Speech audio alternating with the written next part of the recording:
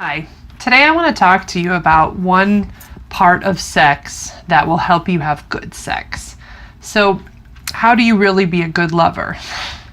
A good lover has a combination of both being a good friend and being a good erotic partner. So, what's that balance look like? Well, you ask each other about what you like sexually. You learn about each other. You try to learn each other's desires, interests, and you sometimes learn about them when you're not having sex. Sometimes you have conversations about it outside of sex that don't necessarily lead to sex, just to learn. To be a good erotic lover, you develop a healthy curiosity about your partner, and you're willing to consider change. Like, it's okay for you to shift what you like today versus yesterday versus 10 years from now.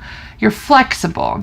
A good lover is willing to try new things, to try things that don't necessarily involve penetrative sex, that sometimes involve fingering, that sometimes involve oral sex, sometimes involve toys or whatever. But you're flexible and you're willing to try new things and explore what's out there.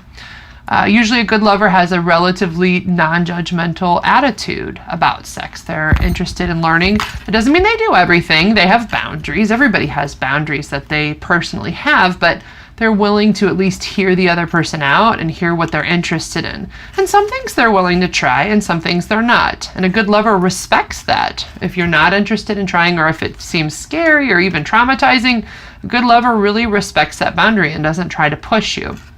But they're also a good friend. So what's a good friend? A good friend is somebody who spends time with you. It's somebody who cares about what you like, not just sexually, but as a person.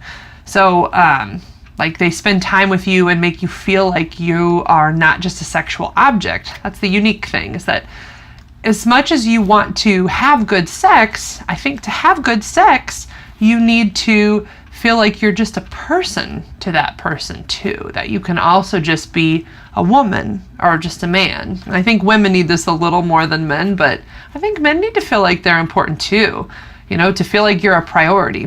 What else makes a good friend? If you see that you've hurt them, you care, you ask. Even if you're having sex, if you notice that they're not into it, you stop the situation and you're like, hey, are you okay? Do you need anything from me?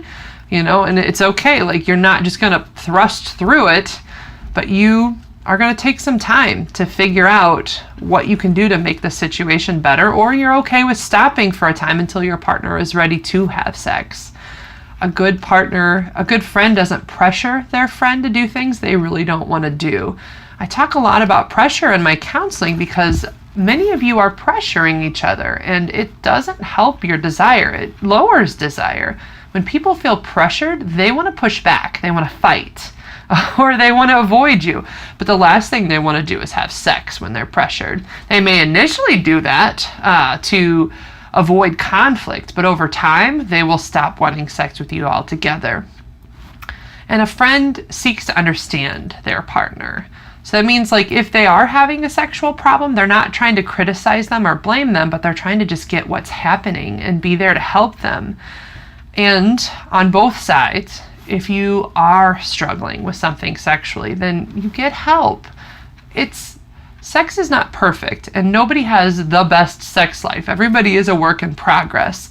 So if ever you're in a situation as a couple where it's just not working out, you've tried things and you've talked a lot and it's just not getting to the place you need to go, be a good friend and a good lover and just get help. Because then sometimes you do need an outside person to kind of explore what's going on and help you to see things differently. Thank you. Oh, please like, share, and subscribe.